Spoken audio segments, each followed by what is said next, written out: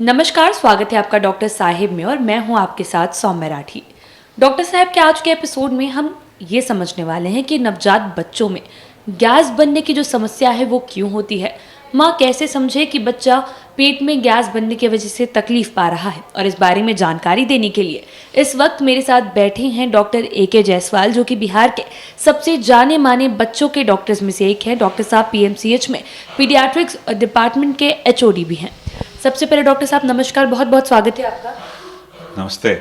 Doctor साहब, बच्चों में गैस बनने की समस्या बहुत आम है, लेकिन नई मदर्स इस चीज़ को समझ नहीं पाती है। तो ऐसे में मैं चाहूँगी आप हमारे दर्शकों को ये बताएं कि नवजात बच्चों में पहले तो गैस बनने की समस्या क्यों होती है और इस समस्या को कैसे पहचाना जाए। जी, बहुत ही कॉमन प्रॉब्लम है जो छोटे जो नवजात शिशुओं को लेके जो माताएं आती हैं, हमेशा उनको ये कंप्लेन रहता है मोस्ट ऑफ द टाइम कि वो आपको बच्चा पेट फूल रहा है, बच्चे को गैस हो रहा है बार बार और उससे डिस्कम्फर्ट होता है, बच्चा पूरा नींद नहीं ले पाता है और कभी कभी काफ़ी रोने की भी बात हो जाती है और फीड भी कम लेने लगता है। ये सब उससे रिलेटेड बात।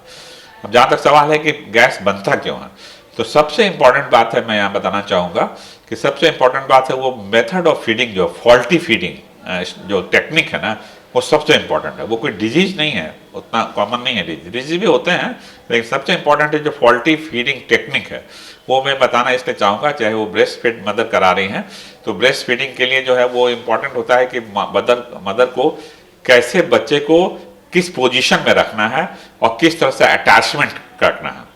तो वो एक जानने की जरूरत है कि बच्चा का पोजीशन, जैसे बच्चे को गोद में लेके आप रखें तो बच्चा सीधा होना चाहिए, बच्चा आपके एकदम छाती सटा होना चाहिए। फिर बच्चे का जो है मुंह जो है माँ के स्तन पे जो जा रहा है, उसमें देखना चाहिए कि वो स्तन का किस पार्ट को बच्चा मुंह में ले रहा है। ये बच्चा का मुंह कितना खुला होना चाहिए, बच्चा का मुंह का डायरेक्शन ब्रेस्ट की तरफ कैसा है। तो वो नहीं होगा तो होता क्या है कि बाई नेचर जो नवजात शिशु है वो एरोफेजिक होते हैं। एरोफेजिक का मतलब बच्चा हवा भी पीता है, जब भी दूध ले रहा है दूध के साथ साथ हवा भी पी लेता है और वो हवा पेट में जाता है और उसके कारण जो है बच्चे का पेट फूल जाता है। ये सबसे इम्पोर्टेंट कारण है और इसलिए हम लोग हमेशा बताते हैं कि बच्चे को दूध पिलाने के बाद ढकार दिलाने की बात है, इससे संबंधित बात है। इसलिए मैं यहाँ बताना चाहूँगा कि वो बच्चे को दूध पिलाने के बाद बच्चे को कंधे पे रख के सीधा रख के पीठ थपथपाने की जरूरत होती है, ताकि बच्चा जो दूध के साथ जो बच्चा थोड़ा हवा भी ले लिया है, वो हवा चूंकि दूध से लाइटर होता है, हल्का होने के कारण वो पेट के ऊपरी हिस्से में रहता है। जो ढकार देंगे तो ढकार के साथ बच्चा हवा निकाल लेगा।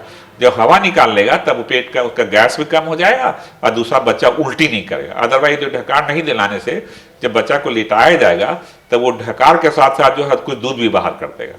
तो ये बहुत ही कॉमन प्रॉब्लम है, इसलिए सबसे इंपॉर्टेंट था। दूसरी बात जो है कि बाहर का दूध पिलाने में, जैसे जो लोग दूध से बॉटल से पिलाते हैं या कटोरी चम्मच से देते हैं, वो भी वहाँ मैं बताना चाहूँगा कि वो भी एक इम्पॉर्टेंट इशू हो जाता है कि बॉटल हम लोग यूजुअली मना करते हैं। वेस्टर्न वर्ल्ड में ठीक है, कॉमनली लोग जो एजुकेटेड मदर्स हैं वहाँ लोग बॉटल्स का पूरा हाइजीन स्टरलाइजेशन जानते हैं।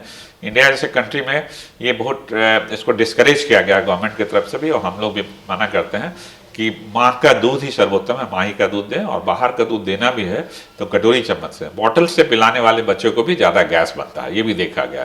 क्योंकि बॉटल्स में जो बच्चा जिस हिसाब से बॉटल में लेटा हुआ बच्चा वहाँ दूध पिला रहे हैं, वहाँ वो एकदम सेम बात वही है कि वो बच्चा दूध भी साथ के साथ हवा भी ले रहा है। और बॉटल में कितना बड़ा छेद है, यदि बच्चा का छेद निपुल में कम है तो बच्चा बार बार शक कर रहा है और साथ में वो दूध कम जा रहा है, हवा ज़्यादा जा रही है और बच्चा थक जा रहा है। तो इस हालत में दूध के साथ साथ वो आपको हवा भी चला जाता है। तो सबसे जो इम्पोर्टेंट बात थी वो था कि भाई फॉल्टी जो है फीडिंग टेक्निक से जो है वो गैस बनता है, जिसको हम लोग फ्लैचुलेंस बोलते हैं। इसलिए मदर को बताने की जरूरत है कि कैसे बच्चे को ब्रेस्ट पे कैसे उसको पोजीशन दें, कैसे अटैचमेंट कराएं।